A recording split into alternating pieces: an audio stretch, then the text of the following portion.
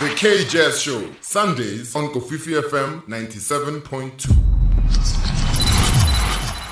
On the K Jazz Show today, we're honored to welcome one of the great voices of our time. Sean Jones is a celebrated band leader, composer, and former lead trumpeter of the jazz at the Lincoln Center with Wynton Marsalis, I beg your pardon. And of course, as artistic director of Carnegie Hall's National Youth Jazz Orchestra, he is shaping the next generation of jazz ambassadors, taking this music across the globe. He joins us now, to talk about the powerful new live album, Live in Johannesburg, recorded at the iconic Market Theatre here in the city. This is a story about music, history, and cultural exchange told through the spirit of jazz.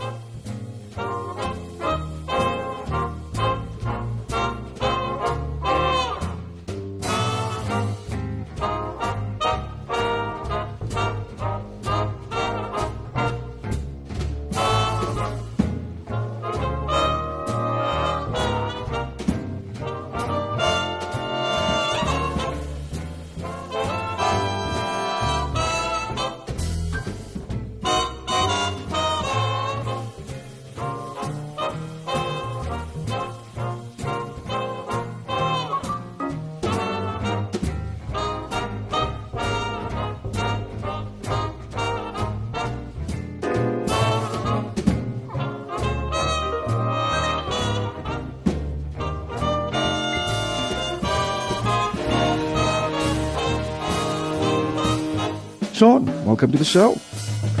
Great to be here, Marco. Thank you for having me. It's a joy having you. And I want to start, right at the heart of things. When you listen back, to the project Live in Johannesburg, what's the first feeling or maybe memory that floods back for you from those nights at the Market Theatre? Joy. That's easy.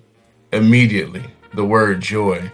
There was so much vibrancy in the room. The spirit of our ancestors was in there.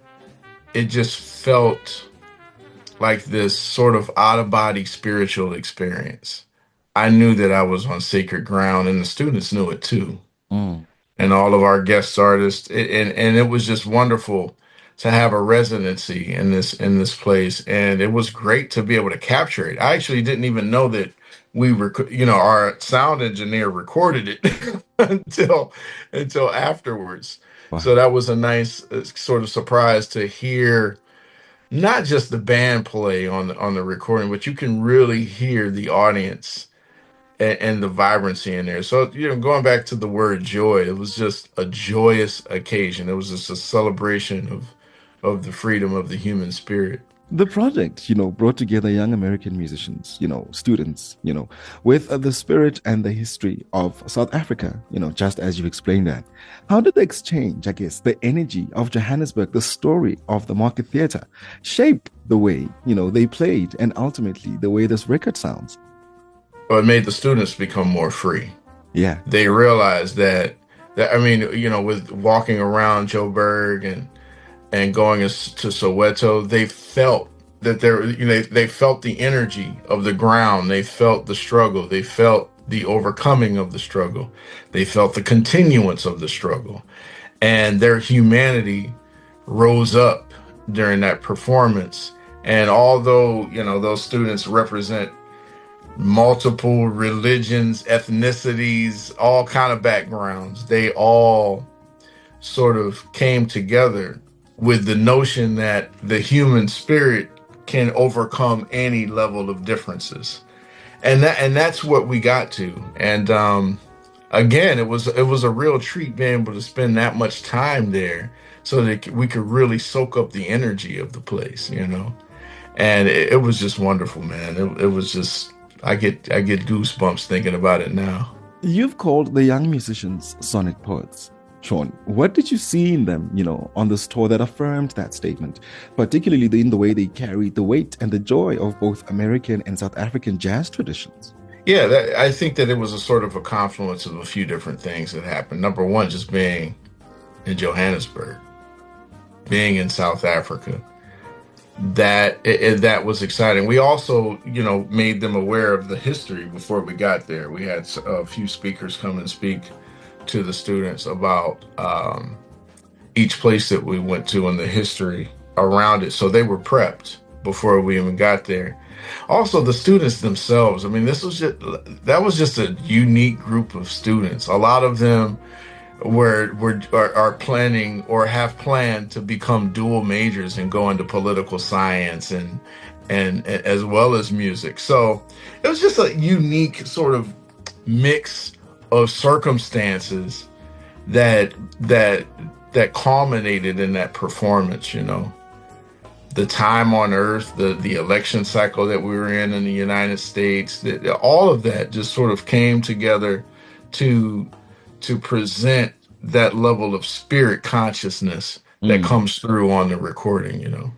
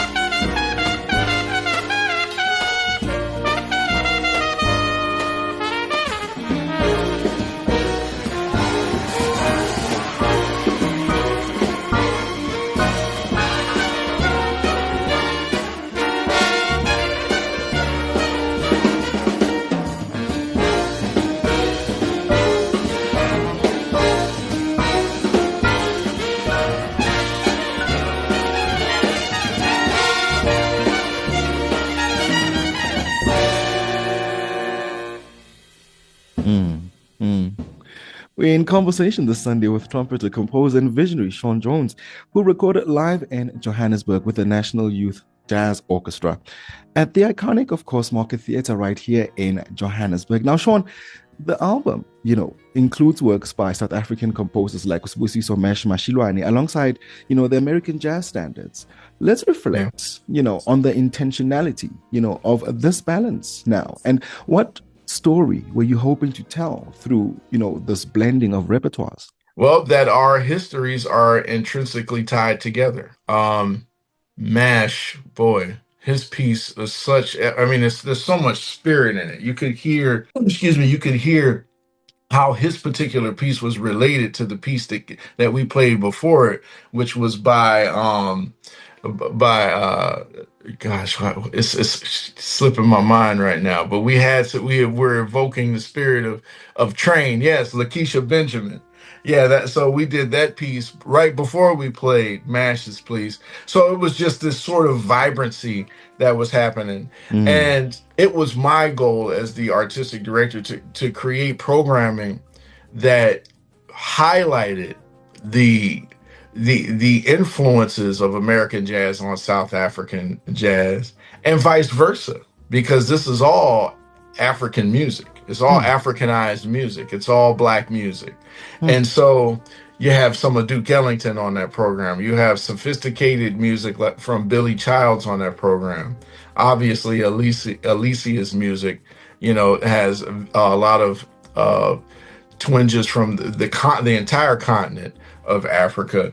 But to have Mash's piece right next to Lakeisha Benjamin's piece, you would think that they were created from the same place. And I believe that they were created from the same place, the same spiritual place, although being from different geographic locations. Yeah. I think it's pretty amazing, and I got to pat myself on the back a little bit because it came off, and that is because I did my best to think about the spirit and to think about where we were going and what the mission was, and I think that we got that across. And the Isikri suite is the track we're talking about. It's Yes. such a powerful statement, rooted in South African rhythm and spirit. Now, for you in the room now, take us into the room. What was it like watching the band and many of them encountering this music for the very first time step into this world? It was like watching a beautiful flower grow. It really was. I mean, to see 16, 17, 18-year-olds come in as perfect strangers, and then the music just makes them come to life. It elevates them. It connects them to other people, It was like literally watching these little seedlings or these small little trees just sort of blossom together. But the thing that people don't see is how the roots intertwine. So those roots began to intertwine as the tree was growing. And it's just amazing. They're all still connected, by the way. They all stay in touch with each other. Wow. We change the band every year. We go through an audition process, and the band changes every year, but they all become fast friends. And that's really the biggest goal with NYO Jazz, and that is to create a wonderful alumni network where they all support each other. But the fact that we went to South Africa and we were able to get some of that spirit consciousness elevated them not only as musicians and friends, but also as human beings that are connected to the overall spirit connectivity of human consciousness, which is a wonderful side effect of this music and being so closely connected to other people all around the globe. It was really wonderful. I mean, it was of all of the experiences that we've had with NYO Jazz, that's definitely up in the top couple. And you've played, Sean, in legendary halls all over the world, but recording at the Market Theatre has a different kind of resonance now, carrying history, carrying resistance and memory, which have, been part of our conversation here this Sunday. I want to know, maybe, did you feel the weight of that legacy, though, on that stage? And how did that affect the performances, knowing what you know about that place? I actually didn't feel any weight at all. I felt lifted, And I guess that's because, I have a lot of years behind me at this point. I'm in the middle of my life, and early in my life, I had the chance to play some of the great halls, as you've mentioned, in the world. So I wasn't nervous at all. I walked into there, and when I got off the plane, I just felt lifted. I felt like I belonged. I felt like I was around my people. And it just became a celebration, man. It was a huge celebration the whole time. And so I didn't feel the weight at all. I felt like I was being carried.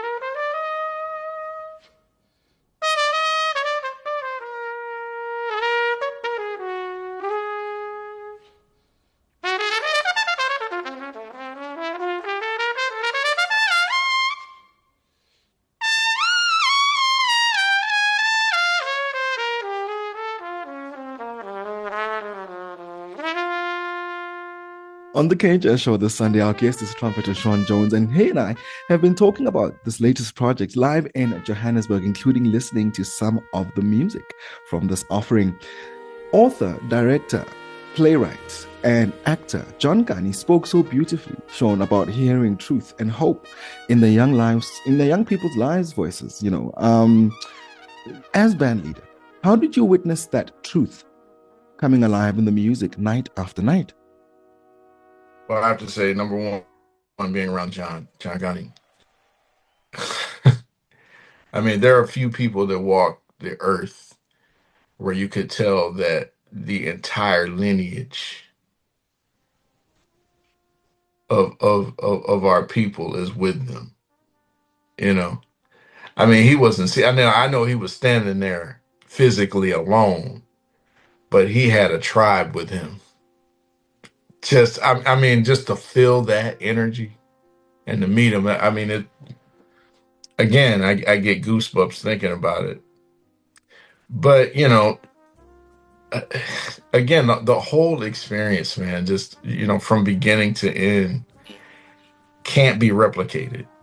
It just can't. And I'm really thankful that we had the opportunity to perform for that many nights at the Market Theater. I mean, I could tell that the audience was I could tell that they were waiting for us. We were waiting for them. It all just felt great. But to be in the presence of such nobility was phenomenal. And the students felt that as well.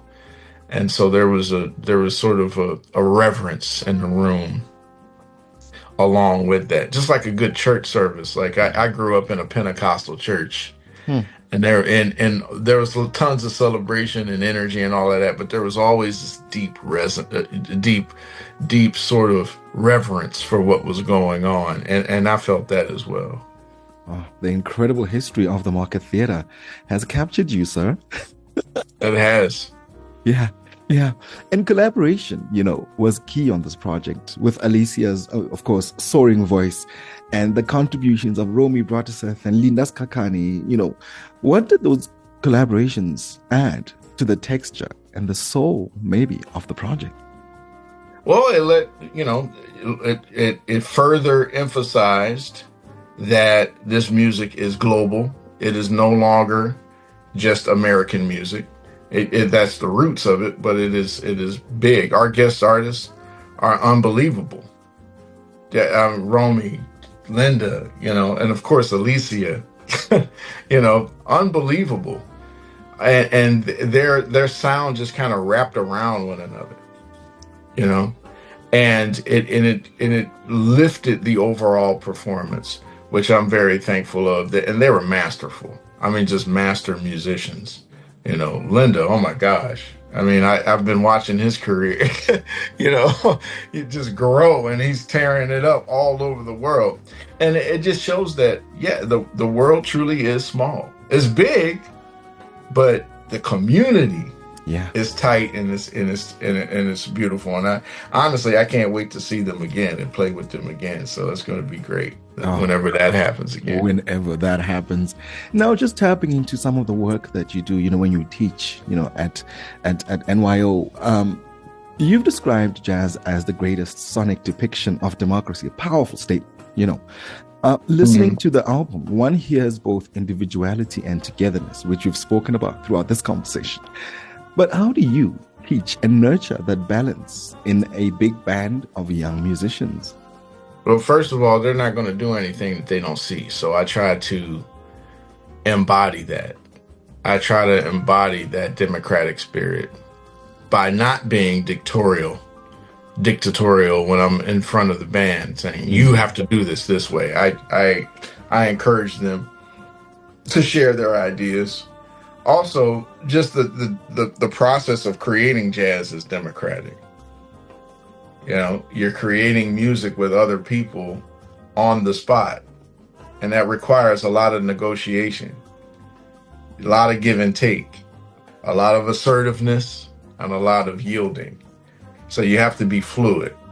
And so we afford them the opportunity before we even go on the road, and we have 2 weeks of rehearsals in which they can explore all of these things. So that's a great part of it, you know. Yeah.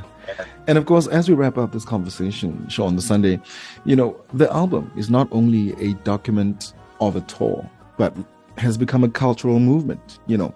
What do you hope our listeners, whether in South Africa or maybe here, they're at home in the US, anywhere in the world for that fact, take away from Live in Johannesburg as a project? That it's time to come together. It's time to celebrate the human spirit more than ever in our time.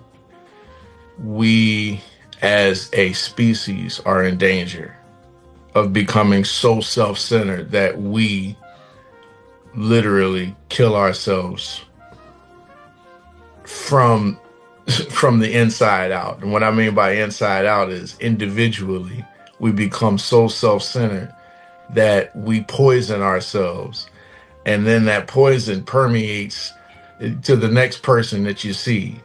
And that level of toxicity is what we're seeing in the world right now, where everyone is so concerned with I.